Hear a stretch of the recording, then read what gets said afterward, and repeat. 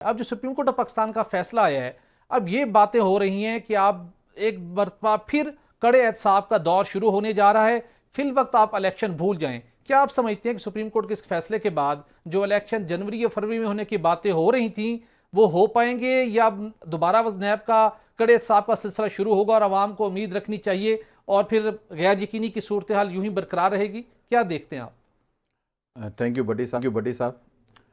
پہلے تو دیکھیں، سپریم کورٹ کے ڈیسیشن کا الیکشن سے کوئی تعلق ہونا نہیں چاہیے۔ سپریم کورٹ کا ڈیسیشن تھا جب وہ آگے جج صاحب نے جاتے جاتے وہ لاسٹ ڈے پہ دیا۔ ایکچولی ان کو پہلے بھی ٹائم تھا، انہوں نے پہلے یہ جو ڈیسیشن تھا وہ ریزرو کیا تھا، تو ان کو پہلے اناؤنس کرنا چاہیے تھا۔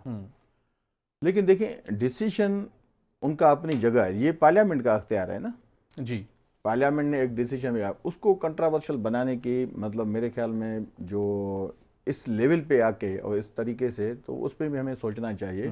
وہ الگ چیز ہے کہ جو پارلیمنٹ ہے اس کا ڈیسیشن تھا، جو انہوں نے امینڈمنٹ بھیجی تھی، تو ان کو بھی یہ سوچنا چاہیے تھا کہ ایک لارجسٹ پارٹی جو پی ٹی آئی تھی وہ ہاؤس میں نہیں تھی، کیونکہ یہ جب آپ نے دیکھا ہوگا اس سے پہلے اس سے بڑی ترمیم آئی تھی جو 18 ترمیم جب آئی تھی، جس میں 58(2)B کو بھی ختم کیا گیا، وہ کس سے ہوئی تھی؟ وہ ایسے ہوا کہ جب دونوں بڑی پارٹی اس ٹائم میں تھیں، وہ تھیں نون لیگ اور پیپلز پارٹی، وہ سب پارٹیز اس پہ متفق ہو کے جب ڈیسیشن آیا نا، تو وہ ڈیسیشن پائیدار ہوتے ہیں، وہ امینڈمنٹ بھی پائیدار ہوتی ہیں۔ ماضی میں ہوا ہے کہ مخالف پارٹیز نے کسی نہ کسی ایشوز پہ بیٹھے ہیں ساتھ، اور کوئی جب قانون سازی ہوئی ہے، آپ نے دیکھا کہ 18ویں ترمیم میں صوبوں کو خود مختاری کافی دی گئی، کافی جو ڈپارٹمنٹس وفاق کے پاس ہوتے تھے وہ اس امینڈمنٹ کے تحت ہی گئے۔ اس پہ آپ نے دیکھا نہ کوئی کورٹ میں گیا، نہ اس پہ کوئی مطلب کمپلیکیشنز پیدا ہوئی، کیونکہ اس میں ایک مطلب کنسنسس پیدا ہوا تھا سب پارٹیز کا۔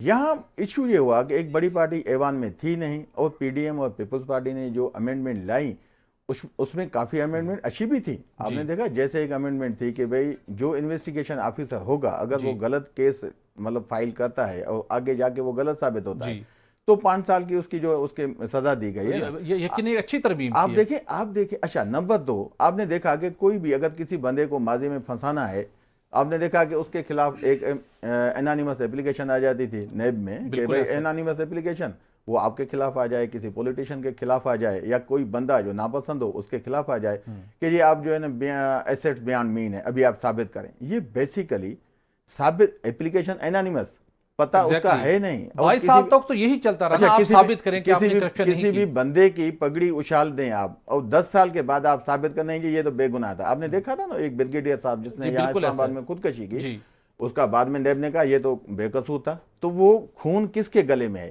تو دیکھیں یہ ایسی امینڈمنٹ یہ لائی گئی کہ بھئی جو الزام لگاتا ہے اس کو ثابت کرنا پڑے گا۔ ایکچولی ہیومن رائٹس بھی یہی کہتے ہیں، آپ کے جو آئین ہے وہ بھی یہی کہتا ہے، پاکستان کے ہر شہری کو یہ حق ہے کہ بھئی اگر کوئی الزام کس پہ لگتا ہے تو وہ ثابت تو کرے نا، اس کے پاس ثبوت ہونا چاہیے۔ تو یہ لیکن ایسی امینڈمنٹ بھی وہ صحیح نہیں تھی کہ جو 500 ملین کی جو کرپشن ہے اس کو آپ لیگل قرار دے دیں۔ یہ پی ڈی ایم کا بڑا بلنڈر تھا۔ اس کے علاوہ کہ بھئی جو آدمی کرپشن جو آفیسر بیٹھا ہے تو اس کے بچے، اس کی فیملی، وہ اس کے نام پہ جو ایسیٹ ہیں وہ اس کے کاؤنٹ نہیں کیے جائیں گے۔ یہ ایسی امینڈمنٹ پی ڈی ایم کو بھی نہیں کرنی چاہیے تھی۔ تو اس پہ سپریم کورٹ کو ڈیسیجن ڈیٹیل میں دینا چاہیے تھا، اور ڈیٹیل ایسے نہیں کہ آپ ساری چیزوں کو اڑا کے رکھ دیں۔